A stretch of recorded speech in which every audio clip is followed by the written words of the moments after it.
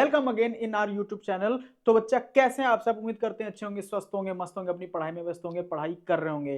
तो जैसे कि हम लोग ने क्लास 9 का फर्स्ट चैप्टर कंप्लीट कर लिया था, आज हम लोग सेकंड चैप्टर पे आए हैं या दूसरे चैप्टर पे आए हैं। एक चैप्टर है बहुत ही छोटा सा, बहुत ही प्यारा सा, इंडिसेस, या फिर इसको एक्सपोनेंट्स एंड पावर्स के नाम से भी जाना जाता है। अब बच्चा बता दूं कि ये चैप्टर आपके लिए महत्वपूर्ण क्यों है, क्यों ये इंपॉर्टेंस रखता है आपके लिए। तो जितने भी चैप्टर्स आप देखोगे, चाहे आप अलजेब्रा में जाओ, ट्रिग्नो में जाओ, मतलब इसका यूज हर जगह ही आपको मिल जाएगा। और इससे कई बार क्या होता है, जो कैलकुलेशन हमारी होती है वो छोटी हो जाती हैं, तो इसलिए ये हमारे जीवन में भी पढ़ने के लिए लाभदायक है। तो चलिए बिना टाइम गवाए स्टार्ट करते हैं। और इसी वीडियो में, ये वन शॉट है, इसी वीडियो में स्टार्ट होगा और इसी वीडियो में विद क्वेश्चन हम लोग पूरा चैप्टर का दी एंड कर देंगे। तो सबसे पहले हम लोग को ध्यान क्या देना है, जो इसके लॉज होते हैं, ठीक है। लॉज मतलब बोले तो फादर इन लॉ और नहीं, इसके नियम क्या होते हैं वो पढ़ने हैं। तो आप पहला लॉ देखोगे तो भाई ए, पहले मैं आपको कुछ बता दूं। जैसे हम लोग ने लिखा ए टू दी पावर एम, इसको पढ़ते क्या है, ए टू दी पावर एम। यहां पे जो ए है ये हमारा बेस होता है, और जो एम है इसे हम लोग पावर या इंडिसेस, ठीक है, बोलते हैं, ठीक है। और जितने बार मतलब a to the power m है, तो मतलब इसको सॉल्व करने का तरीका है a into a into a into a to the m times, ठीक है। ये इसको सॉल्व करने का तरीका है। तो चलिए यहां इसके लॉस देख लेते हैं। पहला लॉ क्या है, a to the power m into a to the power n।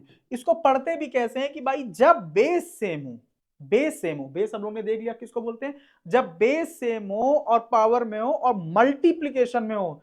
दो कंडीशन होनी चाहिए, एक तो बेस सेम होना चाहिए और दूसरा मल्टीप्लीकेशन में होनी चाहिए। तो इनकी पावर क्या होती है, ऐड हो जाती है। बस इस चीज को ध्यान रखना है।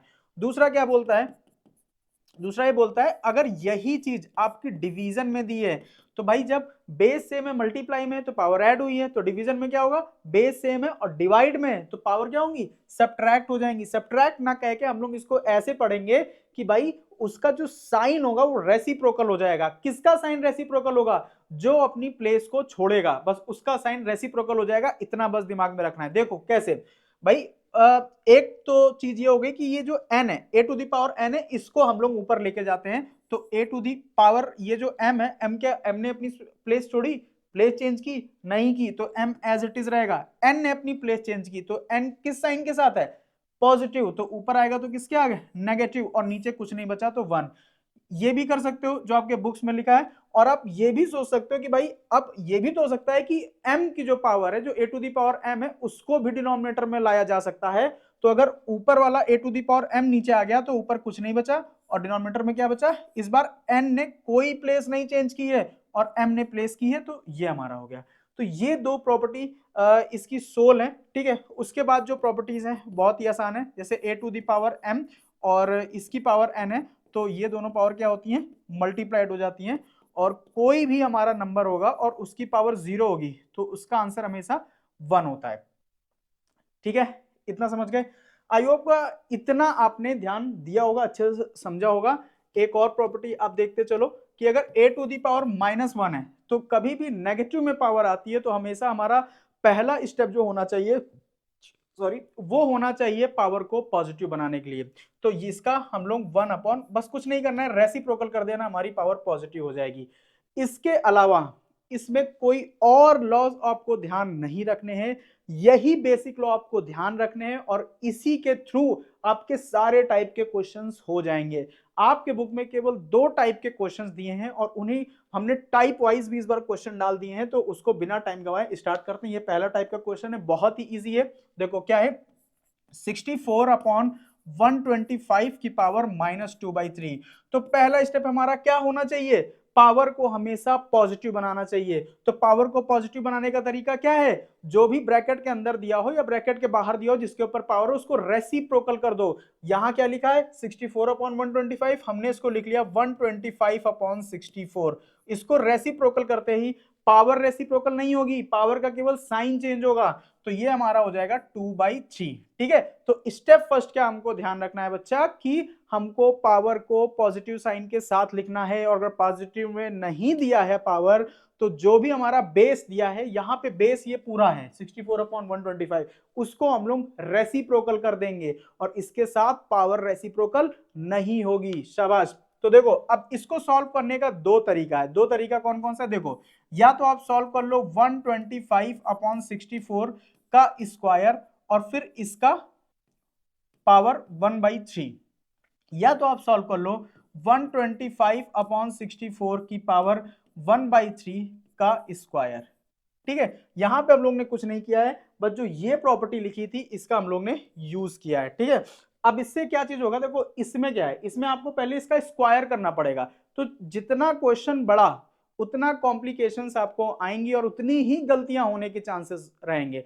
तो हमेशा जो हम लोग को स्टेप्स रखने चाहिए वो मिनिमम रखने चाहिए, ताकि हमारी गलतियां कम से कम हो। तो आप देखो, अगर मैं इसको सॉल्व करूं तो ये क्या लिखा है, ये क्यूब रूट ऑफ 125/64, तो आप इसको क्या लिख सकते हो, 5 की पावर 3, और नीचे ये क्या लिखा है 4 की पावर 3, और इसकी पावर 1/3 का स्क्वायर। मैं ये नहीं कह रहा हूं कि इससे नहीं सॉल्व होगा, इससे सॉल्व होगा, बट इससे थोड़ा सा कॉम्प्लिकेटेड हो जाएगा, और जो कैलकुलेशन है वो थोड़ी सी बड़ी हो जाएगी। अभी हम लोग इससे भी सॉल्व करेंगे।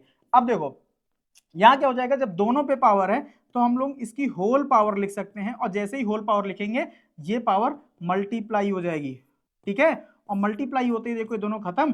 5/4 का स्क्वायर कितना होता है, 5 का स्क्वायर 25, 4 का square 16, that is your final answer. और अगर हम लोग इस स्टेप्स के थ्रू जाएं, मतलब ये जो ऊपर हमारा लिखा है, तो इसको कैसे सॉल्व करेंगे बच्चा, देखो यहां पे स्क्वायर दिया है, तो स्क्वायर का मतलब हो गया 125 का भी स्क्वायर करना है और 34 का भी स्क्वायर करना है। तो जब 125 का आप स्क्वायर करोगे तो आपको पता है 5 का स्क्वायर 25, और 12 इंटू 13 होता है 156। ठीक है, और 64 का आपको स्क्वायर करना है। 64 का स्क्वायर कितना होता है, 4 4 जा 16, 6 4 जा 24, 24 2 जा 48, और 6 6 जा 36, 6 9 6 4 6 4 10, कैरी ओवर 1 4 4096। अब इसका आपको क्यूब रूट निकालना है।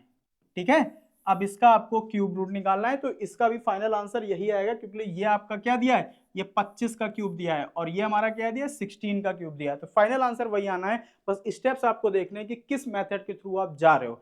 उम्मीद करते हैं कि पहला क्वेश्चन बेहतरीन तरीके से आपने सीखा होगा। नेक्स्ट क्वेश्चन पे चलते हैं। अभी हमारा टाइप फर्स्ट ही चल रहा है।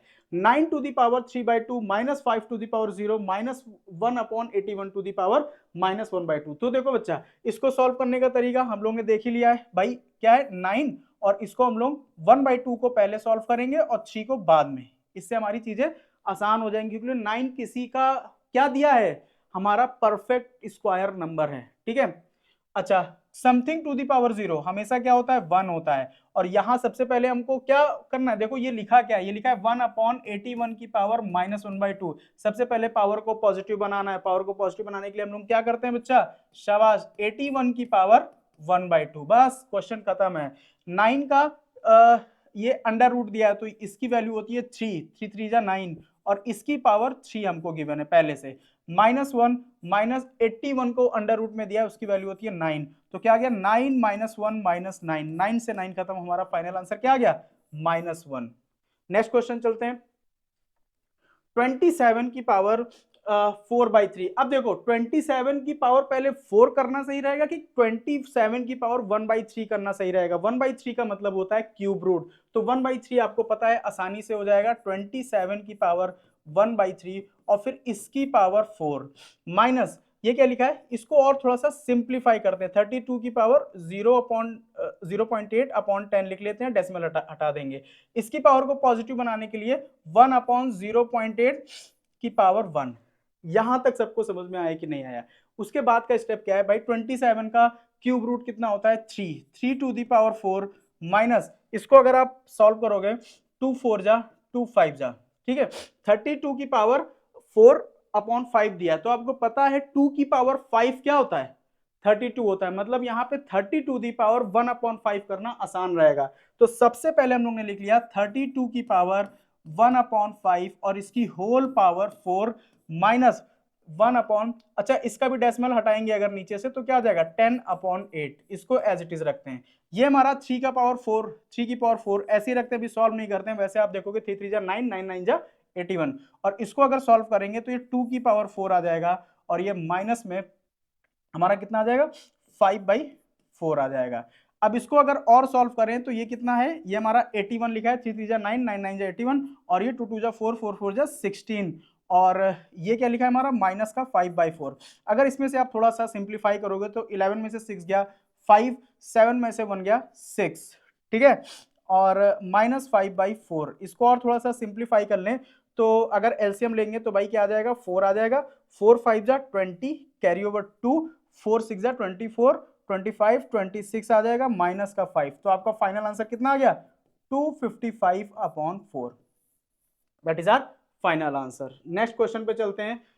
1176 equal to 2 to the power p into, ये जो आपको डॉट्स दिख रही है इंटू है, 3 to the power q, 7 to the power r, find the p q r। ठीक है, तो देखो इस टाइप के क्वेश्चन में आपको कुछ नहीं करना होता है, एक चीज केवल करना होता है, इधर जो लिखा है आपको इसका प्राइम फैक्टराइजेशन करना होता है। तो प्राइम फैक्टराइजेशन से होता क्या है, तो सारे जो इधर पावर्स दी हमारी आरएचएस में उसके फॉर्म में हमको नंबर्स मिल जाते हैं। तो सबसे पहले हम लोग इसका प्राइम फैक्टराइजेशन करते हैं 1176 का। 2 से किया 2 5 जा 10, 2 8 जा 16 और 2 8 जा 16, फिर 2 से किया 2 2 जा 4, 2 9 जा 18, 2 4 जा 8, फिर 2 से किया 2 1 जा 2, 2 4 जा 8, 2 7 जा 14। फिर अब किससे जाएगा, अब ये हमारा 7 से जाएगा, 7 2 जा 14। यहाँ केवल प्राइम नंबर ही लेके आने हैं आपको, या फिर जो उधर दिए उस फॉर्म में ले आना है।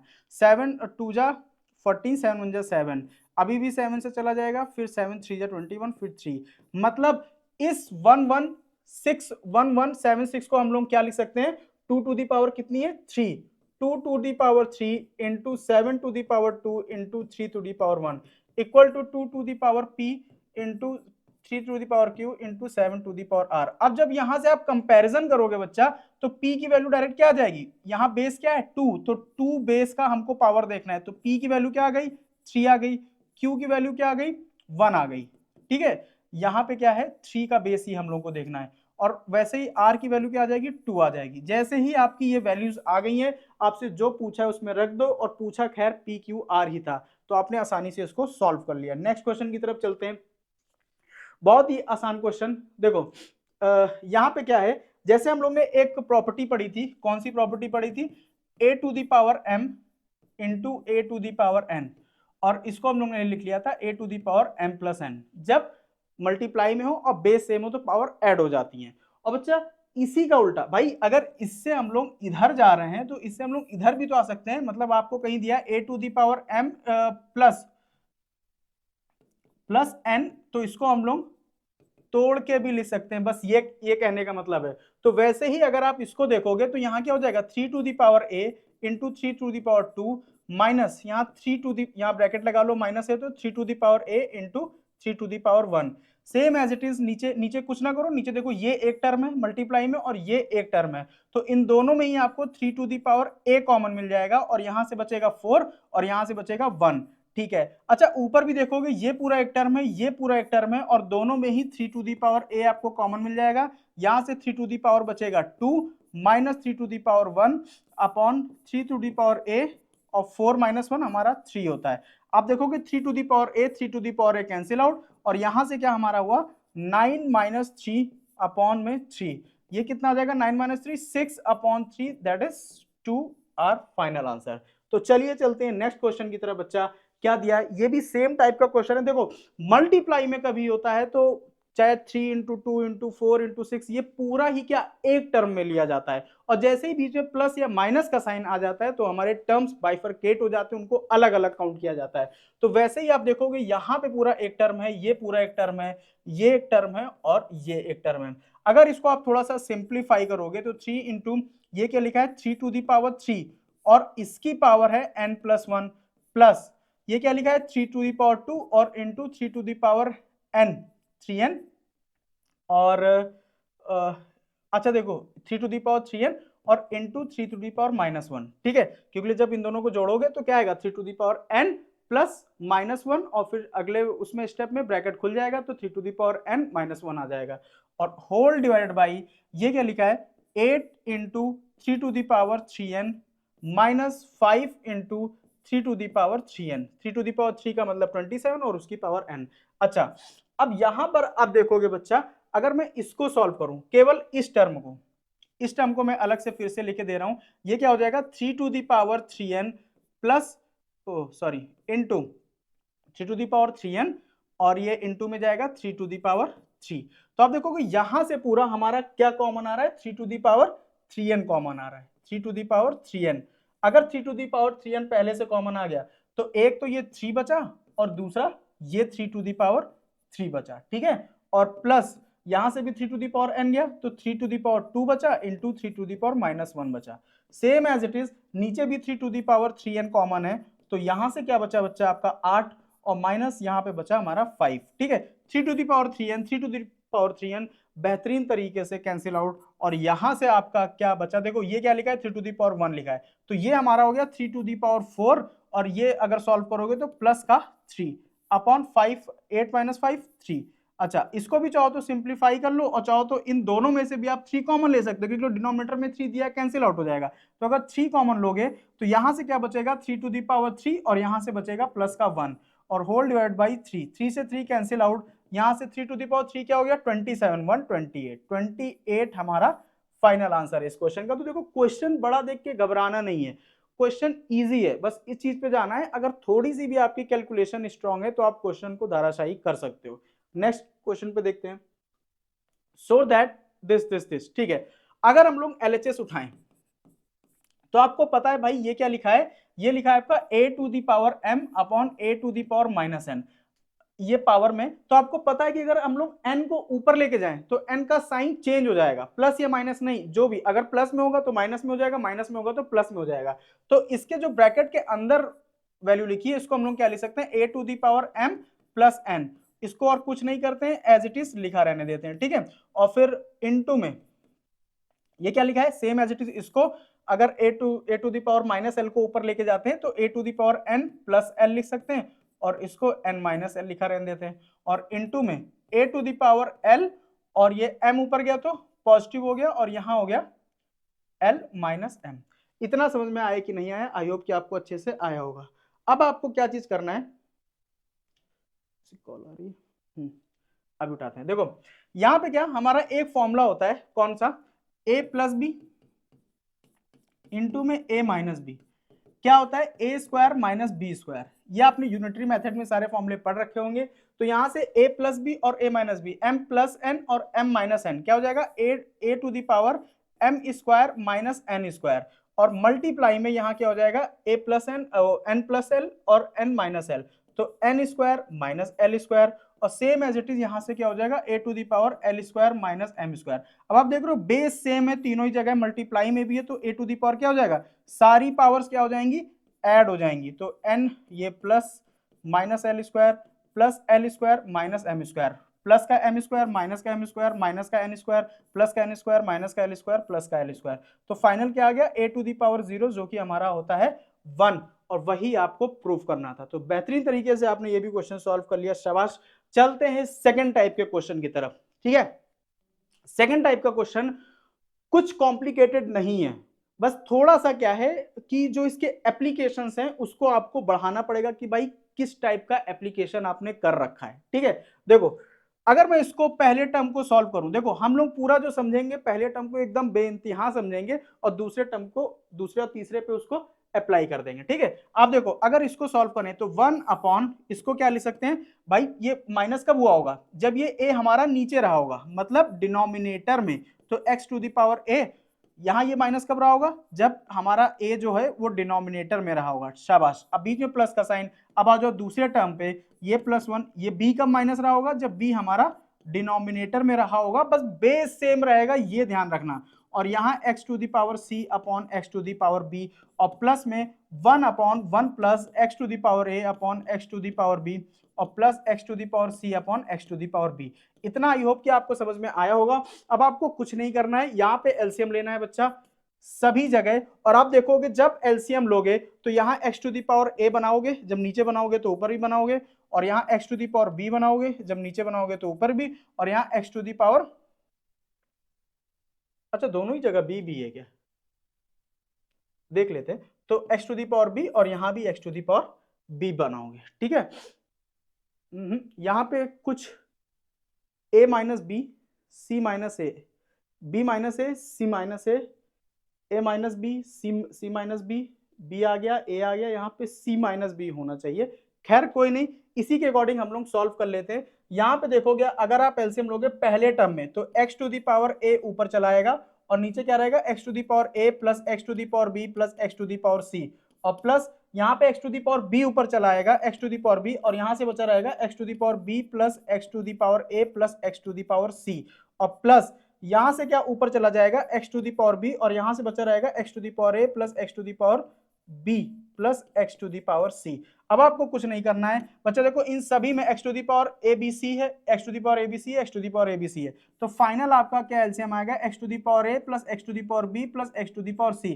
ऊपर से हमारा क्या आ गया, x to the power a plus x to the power b plus x to the power b, ठीक है। फाइनल आंसर आपका यही है। वैसे यहाँ x to the power c आता है ना, कुछ मिस टाइप हो गया है, खैर कोई नहीं, आपको क्वेश्चन करने का तरीका समझ में आना चाहिए, ठीक है। तो अकॉर्डिंग टू दिस क्वेश्चन हमारा फाइनल आंसर यही है। इसको अगर थोड़ा सा सॉल्व आउट करोगे तो X to the power A plus 2x to the power B upon X to the power A plus X to the power B plus X to the power C आएगा, ठीक है। वैसे X to the power C आता तो ऊपर नीचे cut के हमारा 1 आ जाता। खैर फिलहाल आपने ये क्वेश्चन समझा, आसानी समझा, शाबाश। नेक्स्ट क्वेश्चन की तरफ चलते हैं। A to the if A equal to B to the power 2x, B equal to C to the power 2y and c equal to a to the power 2z, show that 8xyz equal to this, ठीक है।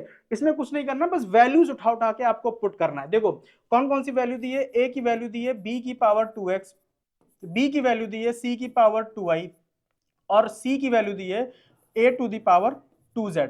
आपको कुछ नहीं करना है, जो c की value given है ये हमारी इक्वेशन थर्ड है, इसको उठा के इसमें पुट कर दो, तो यहां से क्या आ जाएगा, b equal to a to the power 2z, ठीक है।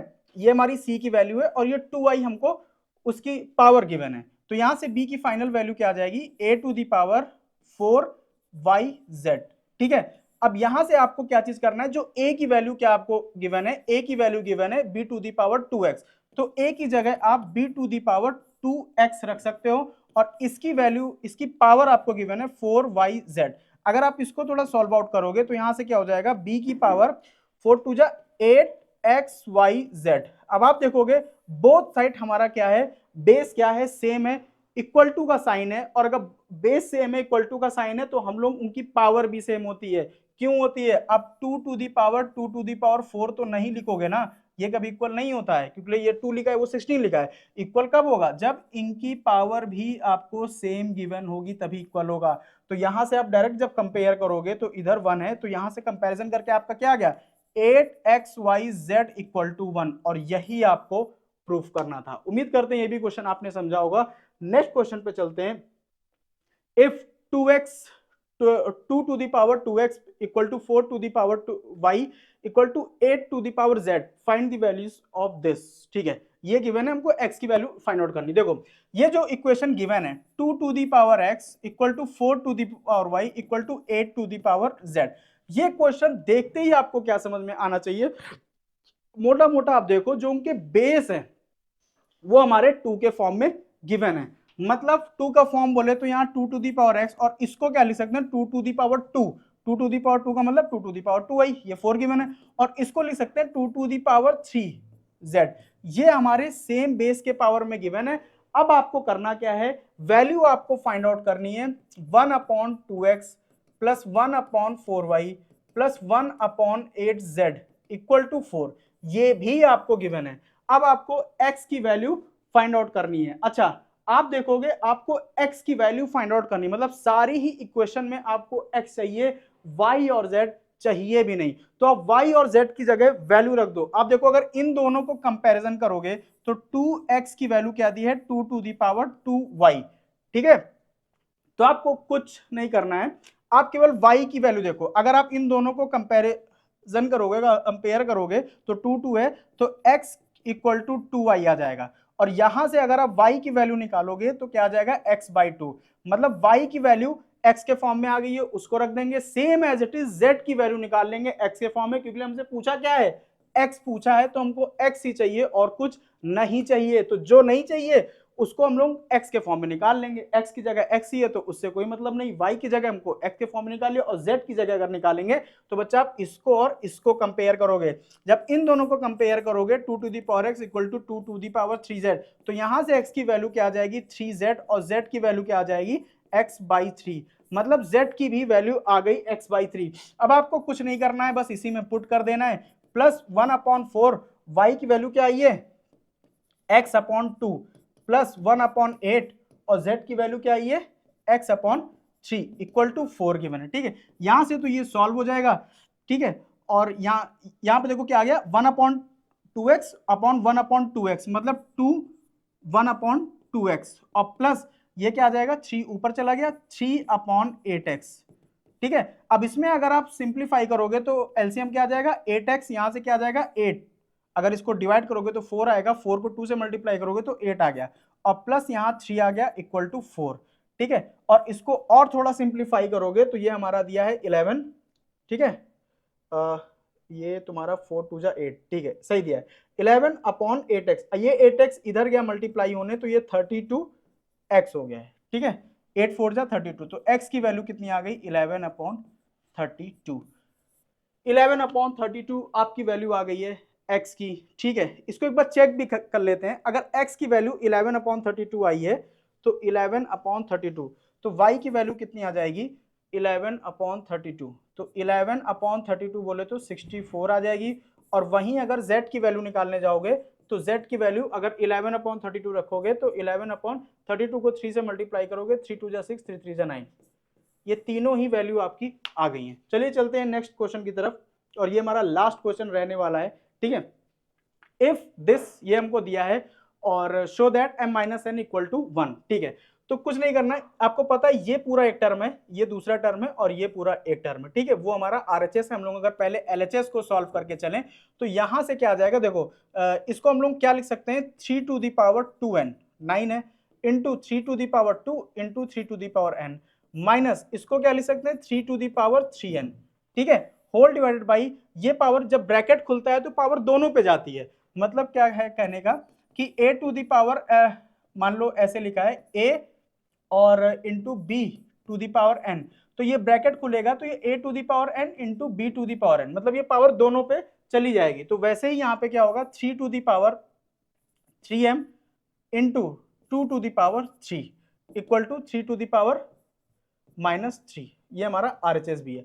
अब आप देखोगे भाई ऊपर से हमारा कॉमन क्या आएगा, ऊपर से हमारा कॉमन आ रहा है, देखो ये 3 टू द पावर 2n और ये 3 टू द पावर n, जब बेस सेम है तो पावर ऐड हो जाएंगी तो 3 टू द पावर 3n हो जाएगा, तो यहां से भी 3 टू द पावर 3n और यहां भी 3 टू द पावर 3n, दोनों हमारे क्या कॉमन आ जाएंगे, तो ये आपका हो जाएगा 3 टू द पावर 3n, यहां से क्या बचेगा 3 टू द पावर 2 -1, और नीचे हमारा क्या बचा 3 to the power 3m into ये हमारा क्या दिया है 8 equal to 3 to the power -3। यहां तक आपको समझ में आ गया होगा। अब आपको ये क्या लिखा हुआ दिख रहा है 3 टू द पावर 2 जो कि होता है 9, 9 - 1 8, तो ये 8 और ये 8 आपका कैंसिल हो जाएगा, और यहां से जो आपका बचा है वो 3 to the power 3n upon 3 to the power 3m बाकी है, और इसको क्या लिख सकते हो आप 1/3 टू द पावर 3, पावर को पॉजिटिव बना लिया। अब आप चाहो तो कंपैरिजन कर लो, चाहो तो जो भी कर लो, देखो अब क्वेश्चन आपका खत्म हो गया है। आप इसको लिख क्या सकते हो 3 to the power m upon 3 to the power n की पावर 3, और इधर भी 1 की पावर कुछ भी लिखें तो 1 ही आता है, इसकी भी होल पावर 3 लिख सकते हैं। इतना आपको समझ में आया कि नहीं आया? और अगर पावर आपको पता है, पावर अगर इक्वल टू के इधर उधर जाती है तो वो अपना रेसिप्रोकल हो जाती है, तो भाई ये 3 खत्म हो जाएगा। फाइनल हमारा यहां से क्या बचा रहेगा 3 टू द पावर 3, वो 3 टू द पावर n, और ये m जो है वो ऊपर चला गया -m इक्वल टू ये क्या रहेगा 3 टू द पावर -1, अगर ये हमारा रेसिप्रोकल होकर ऊपर चला गया। तो इन दोनों को जब आप कंपेयर करोगे तो हमारा क्या आ गया n - m इक्वल टू -1, और आपको प्रूफ क्या करना था, आपको प्रूफ यही करना है। यहां आप देखोगे पहले हमारा m है, जब इधर से माइनस साइन कॉमन लेके हटाओगे तो m - n इक्वल टू 1 आ जाएगा। ठीक है, ये रहा आपका इस क्वेश्चन का आंसर। तो उम्मीद करते हैं बच्चा वीडियो हेल्पफुल रही होगी। वीडियो हेल्पफुल रही हो तो वीडियो को लाइक करें, चैनल को सब्सक्राइब करें।